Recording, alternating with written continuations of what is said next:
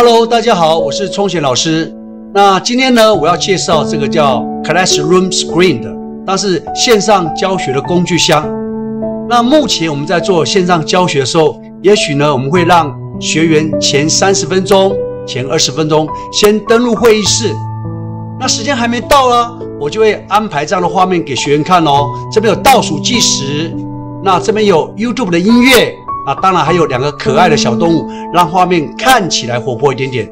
那这整个结合的效果呢，我们就是使用 Classroom Screen 所制作出来的。如果老师有兴趣，就可以来跟聪贤老师一起学怎么制作这个哦。